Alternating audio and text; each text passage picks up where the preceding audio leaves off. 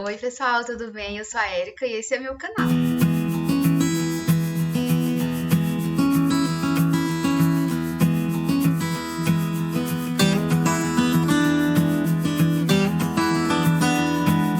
O assunto do vídeo anterior foi sobre introdução à química, né? Comecei falando que a química estuda sobre a matéria, suas transformações.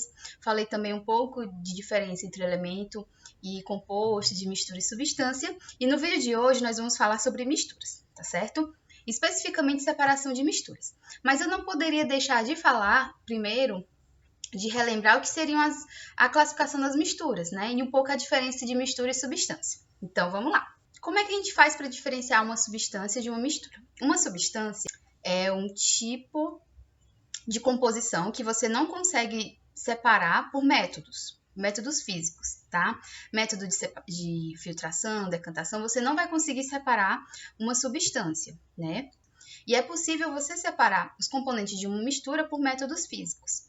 E a gente vai ter duas classificações, mistura homogênea, e essas misturas homogêneas geralmente são chamadas de solução, e uma mistura heterogênea. A mistura homogênea, você não consegue identificar quais componentes ela possui. Cada parte da amostra possui a mesma composição. Os átomos e as moléculas estão misturados uniformemente.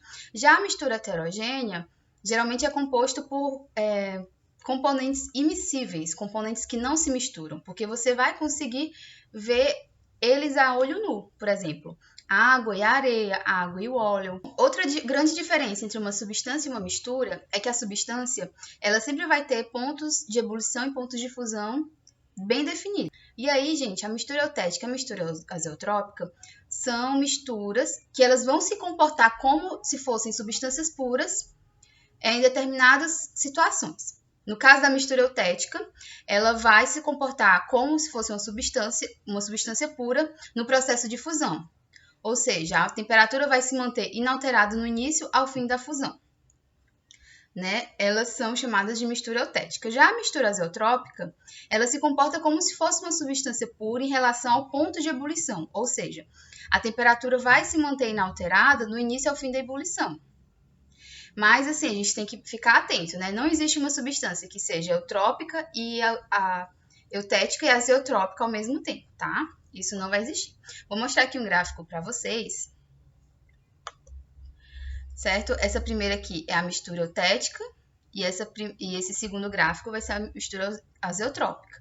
Note que no ponto de fusão, esse tracinho, ele tá em temperatura constante, né? O eixo T, o eixo X é o eixo da temperatura e o eixo Y é o eixo do tempo, tá? Ou seja, entre o tempo 1 e o tempo 2, você vai ter a mesma temperatura. Já no outro gráfico, entre o tempo 3 e o tempo 4, ela passa na mesma temperatura, tá? Esse é o ponto de ebulição. Agora, falando da separação de misturas, né, que é o objetivo do nosso vídeo, tá? As misturas, elas podem ser separadas de acordo com as propriedades físicas diferentes dos componentes. E aí, gente, a propriedade física, ela é uma propriedade que pode ser medida e observada sem que haja alteração na composição ou na identidade de uma substância, né? Já a propriedade química, ela é concernente mais à forma que aquela substância se comporta quimicamente, por exemplo, a capacidade dela de sofrer uma combustão. A propriedade física, é uma propriedade que pode ser medida, né, uma característica daquela substância que pode ser medida sem alterar a composição daquele que estou medindo. Por exemplo, cor, você pode ver a cor de um objeto sem alterar a composição química dele, temperatura, certo? É nesse sentido. E aí, a separação de misturas vai ser sempre com base nas propriedades físicas, né?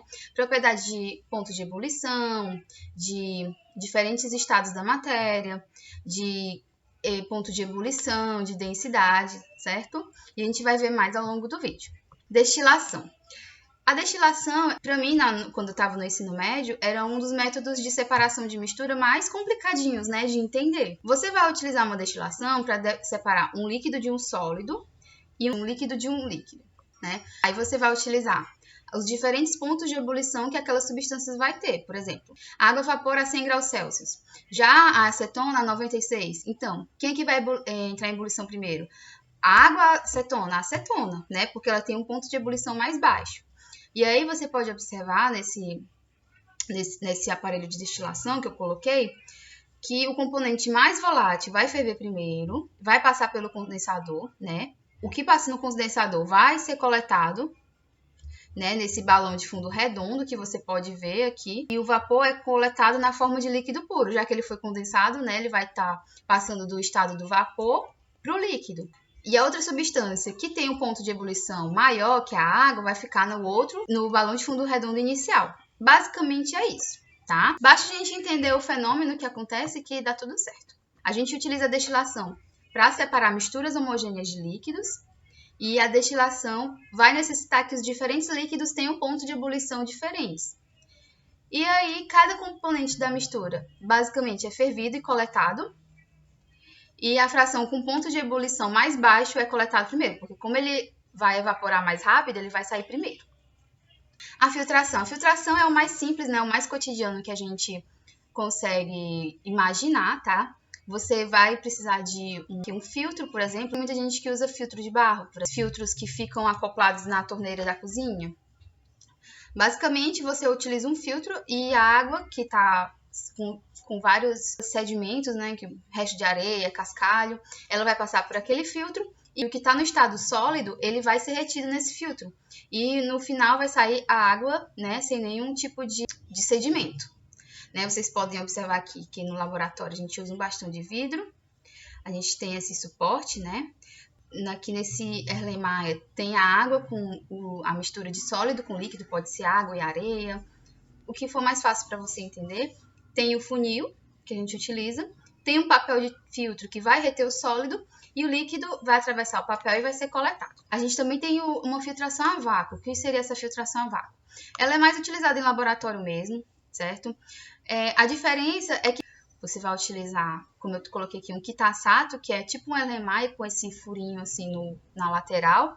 Ele vai ser acoplado a uma mangueira e ele também vai ser a uma bomba de vácuo, né? Você liga a bomba de vácuo e o papel dessa bomba de vácuo é acelerar o processo de filtração, que às vezes demora horas para você conseguir filtrar um líquido com sedimento muito fino. E essa bomba a vácuo, você fazendo todo esse sistemazinho, ela vai acelerar toda essa filtração, né?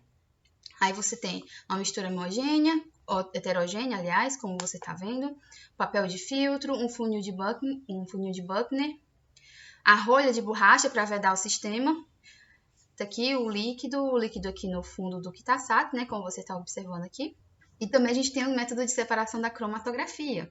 Esse método ele é o mais difícil de você visualizar se você não estiver assim no laboratório, né? Se você não vê a parte prática. Mas é fácil de entender. Ela vai ser utilizada para separar misturas que têm diferentes habilidades de adsorção. Aí o que vem a ser uma adsorção? Cuidado para não confundir com absorção. Né? Por exemplo, você tem uma esponja, você coloca em cima da pia, ela vai absorver água. Vamos imaginar assim, pronto, um rolo de papel higiênico que ele desenrolou e o chão do banheiro estava um pouquinho molhado, um pouquinho úmido, e a água, ela subiu, né? A água, ela se aderiu ao papel. Isso é a adsorção, né?